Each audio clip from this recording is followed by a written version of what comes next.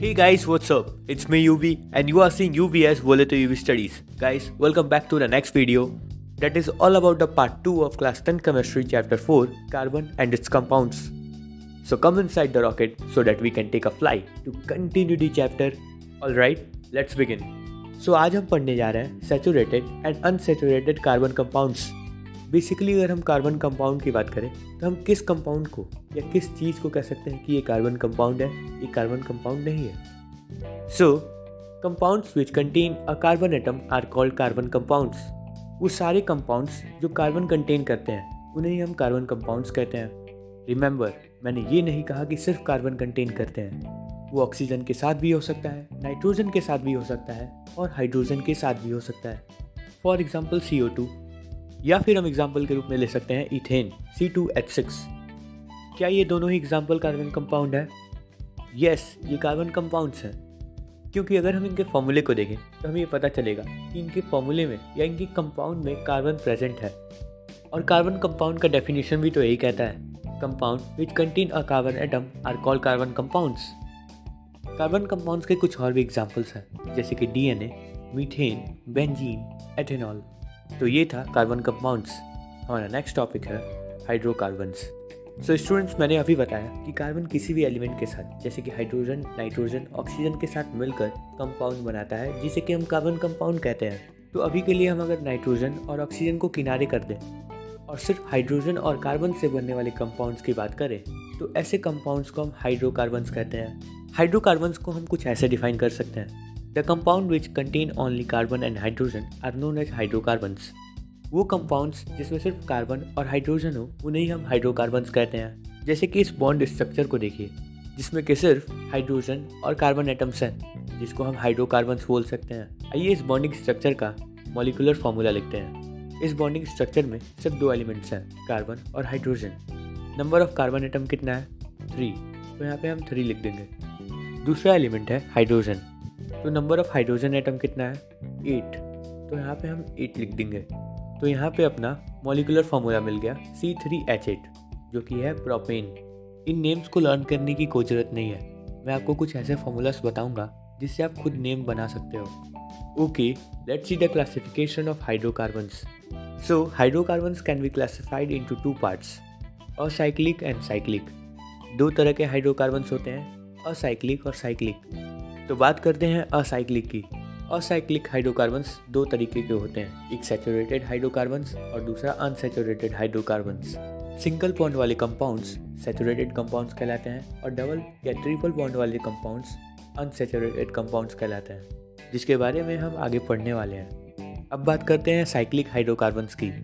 Remember, हम acyclic hydrocarbons को open chain hydrocarbons भी कहते हैं और साइक्लिक हाइड्रोकार्बन्स को क्लोज चेन हाइड्रोकार्बन्स कहते हैं.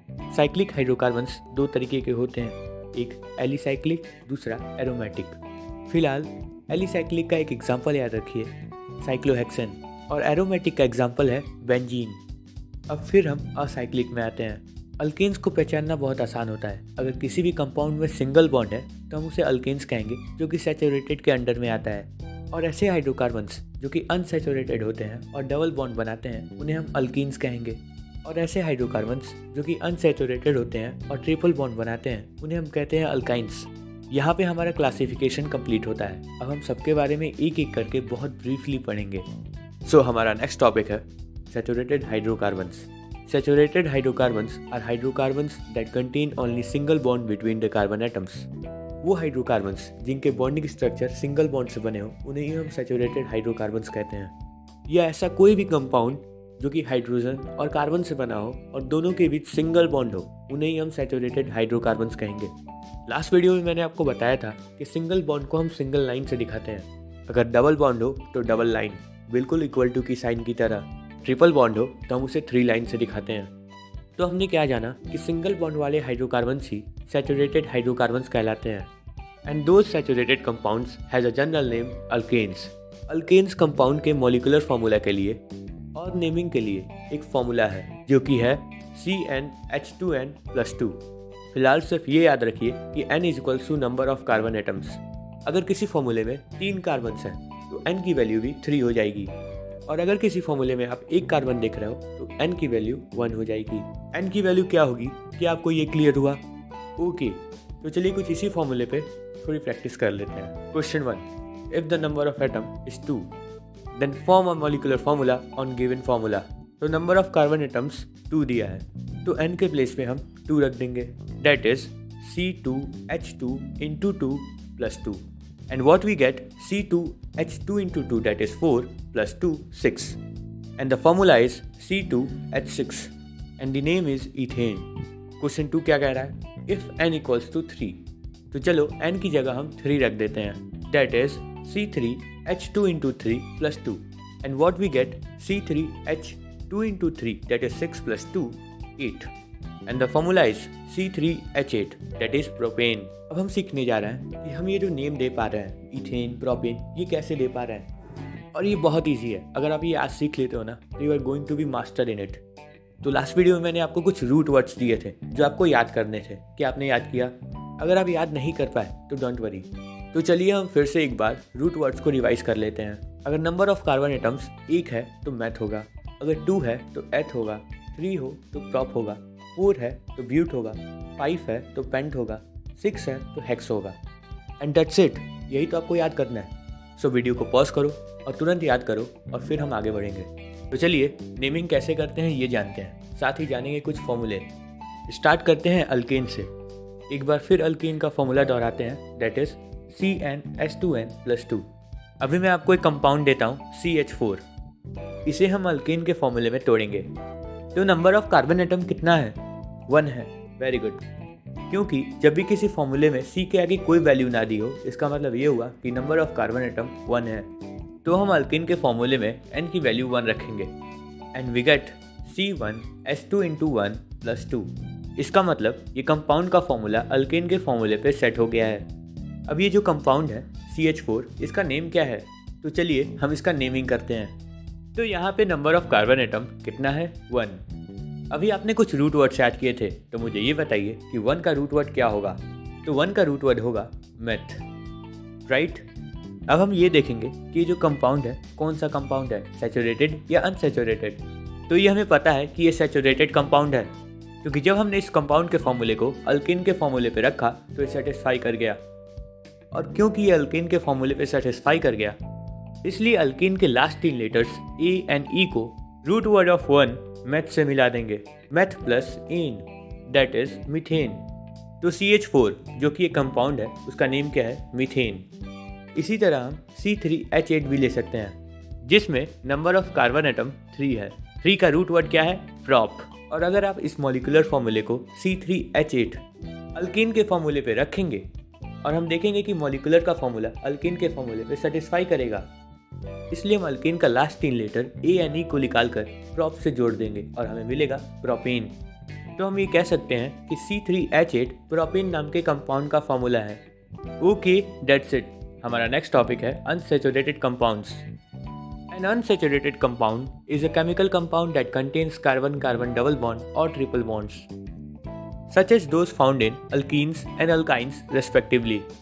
अनसैचुरेटेड कंपाउंड किसे कहेंगे? वो सारे कंपाउंड्स जिनके कार्बन एटम्स के बीच या तो डबल बॉन्ड हो या ट्रिपल बॉन्ड हो, उन्हें ही हम अनसैचुरेटेड कंपाउंड्स कहेंगे। डबल बॉन्ड वाले अनसैचुरेटेड कंपाउंड्स को हम अल्कीन्स कहते हैं और ट्रिपल बॉन्ड वाले अनसैचुरेटेड कंपाउंड्स को हम अल्काइंस कहते हैं। तो आइए एक एग्जांपल देखते हैं अल्कीन और अल्काइन का। इस बॉन्ड स्ट्रक्चर में हम ये देख सकते हैं कि कार्बन कार्बन के बीच डबल बॉन्ड है और डबल बॉन्ड को हम कभी भी डबल लाइन से दिखाते हैं और इसी अनसैचुरेटेड हाइड्रोकार्बन को हम अल्कीन कहते हैं। दूसरा बॉन्ड स्ट्रक्चर देखते हैं। इस बॉन्ड स्ट्रक्चर में हम देख सकते हैं कि कार्बन कार्बन के बीच 3 बॉन्ड्स हैं और 3 बॉन्ड्स को हम कभी भी 3 लाइन से दिखाते हैं और ये हम जानते हैं कि 3 बॉन्ड वाले अनसैचुरेटेड हाइड्रोकार्बन को अल्काइन कहते हैं। और जिस तरह हमने अल्कीन के फॉर्मूले को जाना और जिस तरह हमने अल्कीन के कंपाउंड को नेम देना सीखा, जैसे कि मीथेन, प्रोपेन, ब्यूटेन, इथेन, तो वैसे ही हम सीखने वाले हैं अल्कीन और अल्काइन के बारे में। So let's start with alkyne. तो स्टार्ट करते हैं अल्कीन के फॉर्मूले से। अल्कीन का फॉर्मूला है CnH2n, जहाँ पे n का मतलब है नंबर ऑफ कार्बन एटम्स। तो चलिए मैं आपको एक कंपाउंड देता हूँ C2H4, जो कि एक अनसैचुरेटेड कंपाउंड है। C2H4 को अगर हम अल्कीन के फॉर्मूले में तोड़ेंगे तो हमें मिलेगा C2H2 हमने n की वैल्यू 2 रखी है क्योंकि नंबर ऑफ कार्बन एटम 2 है। रिमेंबर, अल्कीन और अल्काइन के केस में नंबर ऑफ कार्बन एटम कभी भी 2 से कम नहीं हो सकता क्योंकि यहाँ पे डबल या ट्रिपल बॉन्ड बनता है। ओके, तो C2H4 में नंबर ऑफ कार्बन एटम 2 है और अगर आपने रूट वर्ड्स याद किए होंगे तो आपको पता होगा कि रूट वर्ड फॉर 2 इज इथ। और अभी हमने देखा कि C2H4 एक अल्कीन का कंपाउंड है और ये हमें कब पता चला, जब हमने C2H4 को अल्कीन के फॉर्मूले में तोड़ा। तो क्योंकि ये कंपाउंड अल्कीन का कंपाउंड है इसलिए हम अल्कीन के last 3 letters that is E and E को रूट वर्ड फॉर 2 इथ से मिला देंगे। तो हम कह सकते हैं C2H4 इथीन नाम के कंपाउंड का एक फॉर्मूला है। इसी तरह से हम प्रोपीन, ब्यूटीन, हेक्सीन के भी फॉर्मूले को पता कर सकते हैं। तो हमारा नेक्स्ट टॉपिक है अल्काइन। अल्काइंस ऐसे अनसैचुरेटेड हाइड्रोकार्बन्स होते हैं जिनके कार्बन एटम्स के बीच ट्रिपल बॉन्ड होता है। अल्काइन का फॉर्मूला है CnH2n-2। मान लीजिए मैं आपको एक कंपाउंड देता हूँ C3H4। यहाँ पे हमें n की वैल्यू मिली 3, where n is equals to number of carbon atoms. C3H4 को अल्काइन के फॉर्मूले में तोड़ने के बाद हमें मिला C3H2 × 2। तो हम ये देख पा रहे हैं कि ये कंपाउंड अल्काइन के फॉर्मूले को सेटिस्फाई कर पा रहा है। इससे हमें ये पता चल रहा है कि ये कंपाउंड एक अनसैचुरेटेड कंपाउंड है जिसमें कार्बन एटम्स के बीच ट्रिपल बॉन्ड बनेगा। ये तो हमने जान लिया, पर C3H4 को हम क्या नाम देंगे? इस कंपाउंड को नेम देने के लिए हमें सबसे पहले जानना होगा number of carbon atoms that is 3, और हम जानते हैं कि root word for 3 is prop. Next step हम ये देखेंगे कि क्या ये अल्काइन कंपाउंड है। हाँ, ये अल्काइन कंपाउंड है। तो अल्काइन का last 3 letter that is Y and E को रूट वर्ड फॉर 3 प्रोप से मिला देंगे और हमें मिलेगा प्रोपाइन। इसलिए हम ये कह सकते हैं कि C3H4 प्रोपाइन नामक कंपाउंड का फॉर्मूला है। इसी तरह से आप इथाइन, ब्यूटाइन, पेंटाइन या फिर हेक्साइन का भी फॉर्मूला बना सकते हैं। तो यहाँ तक हमने अल्केन, अल्कीन, अल्काइन के कंपाउंड्स के फॉर्मूले का यूज़ करना और उनकी नेमिंग करना सीखा। तो नेक्स्ट टॉपिक को स्टार्ट करने से पहले एक बार फिर हम तीनों के फॉर्मूले को एक बार रिवाइज कर लेते हैं। तो सबसे पहले अल्केन का फॉर्मूला CnH2n+2, दूसरा अल्कीन का फॉर्मूला CnH2n, तीसरा अल्काइन का फॉर्मूला CnH2n-2। तो ये थे सैचुरेटेड और अनसैचुरेटेड हाइड्रोकार्बन्स को पहचानने के कुछ फॉर्मूले जिसे हम कहते हैं मॉलिक्यूलर फॉर्मूला। तो अभी तक हमने जो भी जाना वो हाइड्रोकार्बन का असाइक्लिक वाला पार्ट था। तो अब हम जानेंगे हाइड्रोकार्बन का दूसरा type, cyclic hydrocarbons. Cyclic hydrocarbons 2 types के होते हैं, एलिसाइक्लिक और एरोमेटिक। एलिसाइक्लिक का मैंने आपको एग्जांपल दिया था साइक्लोहेक्सेन और एरोमेटिक का एग्जांपल दिया था बेंजीन। एलिसाइक्लिक एक ऐसा हाइड्रोकार्बन है जो है तो साइक्लिक का टाइप बट उसकी प्रॉपर्टीज बिल्कुल सैचुरेटेड कंपाउंड से मैच करती हैं। यानी एलिसाइक्लिक हाइड्रोकार्बन कंपाउंड के कार्बन एटम्स के बीच सिंगल बॉन्ड होता है, जिसका एग्जांपल है साइक्लोहेक्सेन। आप इस फिगर को देखिए, ये फुटबॉल लाइक स्ट्रक्चर साइक्लोहेक्सेन है, लेकिन क्या आपको इस बॉन्डिंग स्ट्रक्चर में कहीं भी डबल बॉन्ड दिख रहा है? नहीं।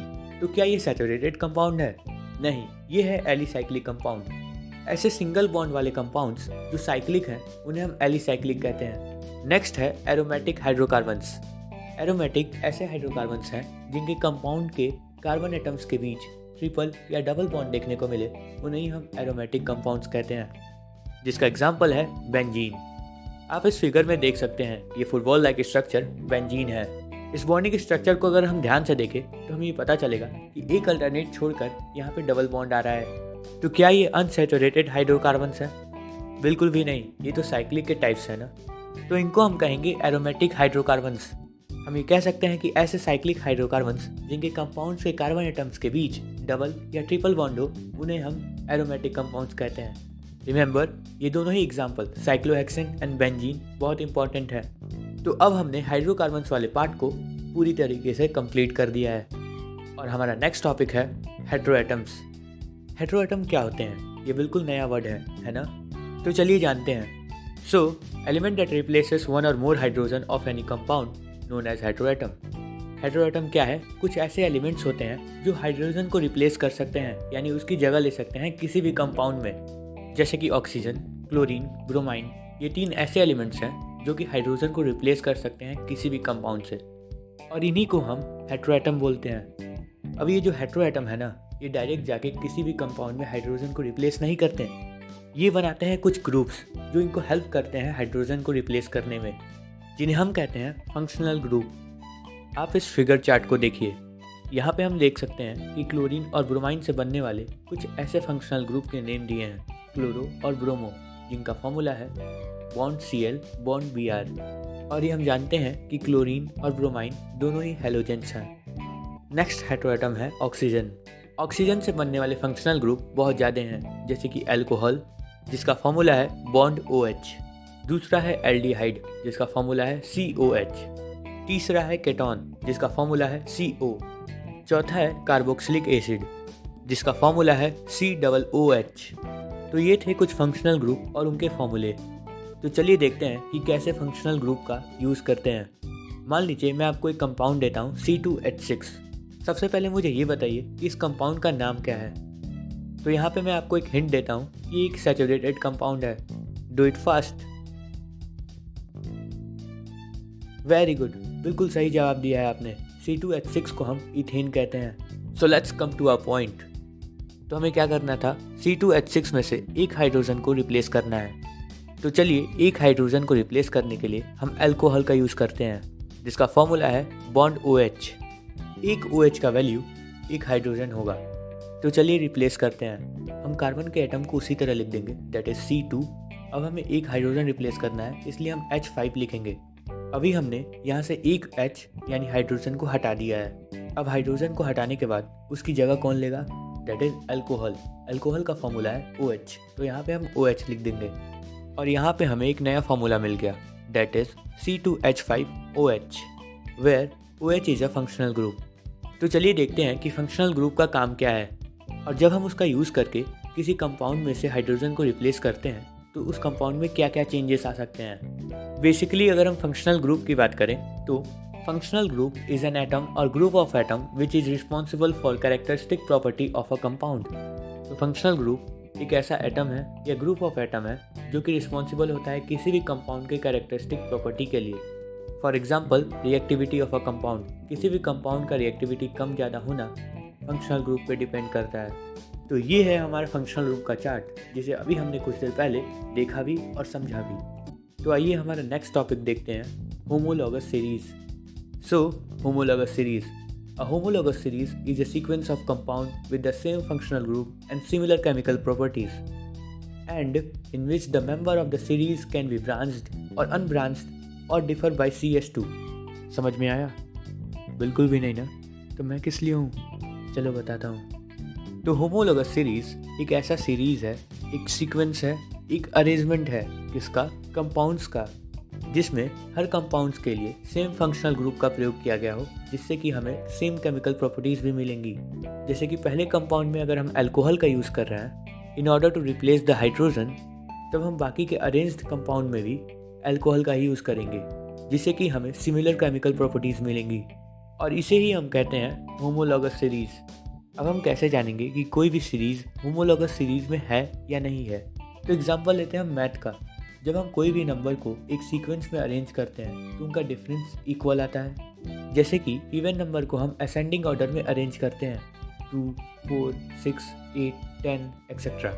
और हम देखेंगे कि 2 और 4 का डिफरेंस 2 आएगा, 4 और 6 का डिफरेंस 2 आएगा, 6 और 8 का डिफरेंस 2 आएगा, 8 और 10 का डिफरेंस 2 आएगा, और 10 से हम जब आगे जाएंगे तो भी डिफरेंस 2 ही आएगा। सेम इसी तरह होमोलॉगस सीरीज फॉलो करने वाले कंपाउंड्स कुछ ऐसे अरेंज किए जाते हैं जिससे कि उनका डिफरेंस CH2 आता है। तो मैं आपको कुछ कंपाउंड्स देता हूँ और आप मुझे बताना कि कौन से कंपाउंड्स होमोलॉगस सीरीज फॉलो कर रहे हैं। सो फर्स्ट कॉलम में है CH4, C2H6, C3H8। Second column में है C2H4, C4H8। तो क्या आप ये पहचान सकते हैं कि फर्स्ट वाला कॉलम कौन सा कंपाउंड है, अल्केन, अल्कीन या अल्काइन। सेकेंड वाला कॉलम कौन सा कंपाउंड है, अल्कीन, अल्काइन या अल्केन। तो मैं बता दूं, फर्स्ट वाला कॉलम अल्केन का है और सेकेंड वाला कॉलम अल्कीन का। अब हम सभी कॉलम्स में नंबरिंग कर देते हैं। तो क्योंकि हमें ये पहचानना है कि दोनों कॉलम्स में से कौन से होमोलॉगस सीरीज को फॉलो कर रहे हैं, जिसको पहचानने का तरीका हमें पता है कि दोनों के नियरेस्ट कंपाउंड के बीच CH2 का डिफरेंस आना चाहिए। तो जब आप कॉलम 1 के कंपाउंड 1 और कंपाउंड 2 को सब्ट्रैक्ट करोगे तो आपको मिलेगा CH2, और जब आप कंपाउंड 2 को कंपाउंड 3 में से सब्ट्रैक्ट करोगे तो भी आपको मिलेगा CH2। इससे हमें ये पता चलता है कि first column homologous series follow कर रहा है। अब हम सेकंड कॉलम को देखते हैं। जब आप सेकंड कॉलम के कंपाउंड 1 और कंपाउंड 2 को सब्ट्रैक्ट करोगे तो क्या आपको CH2 मिल रहा है? नहीं, तो क्या मिल रहा है? C2H4, right? है तो दोनों अल्कीन के ही, लेकिन यहाँ पे CH2 डिफरेंस नहीं आ रहा, इसलिए हम कहेंगे ये होमोलॉगस सीरीज फॉलो नहीं कर रहा है। तो ये था हमारा होमोलॉगस सीरीज। अब हम ऑलमोस्ट एंड पे आ चुके हैं। Note that increase in number of atom equals to increase in molecular formula causes the increase in molecular mass। ये तो बहुत बेसिक सी बात है ना, कि अगर हम किसी भी मॉलिक्यूल में नंबर ऑफ एटम बढ़ाएंगे तो उनके मॉलिक्यूलर फार्मूला में भी चेंज आएगा, और क्योंकि हम नंबर ऑफ एटम बढ़ा रहे हैं इसलिए मॉलिक्यूलर फार्मूला भी बढ़ेगा, और क्योंकि मॉलिक्यूलर फार्मूला बढ़ेगा तो मॉलिक्यूलर मास भी बढ़ेगा, जहाँ पर मॉलिक्यूलर मास का मतलब होता है किसी भी मॉलिक्यूल का मास। और जब भी हम होमोलॉगस सीरीज को फॉलो करने वाले कंपाउंड्स में नंबर ऑफ एटम्स बढ़ाते हैं तो उनके फिजिकल प्रॉपर्टीज़ में भी इंक्रीमेंट देखने को मिलती है। दूसरा पॉइंट ये है कि होमोलॉगस सीरीज को फॉलो करने वाले कंपाउंड्स की केमिकल प्रॉपर्टीज़ हमेशा सेम होती है। Now I would like to say that well done, you have completed the chapter. Now it's your time to read out the whole chapter by NCERT। Just read it out and remember, more you will read, more you will get. And for the next video, subscribe UV Studies and press the bell icon. If you liked it, then like, share, comment, and then whatever you want to do, you can do, man. But don't trouble your studies, okay? Thanks for watching.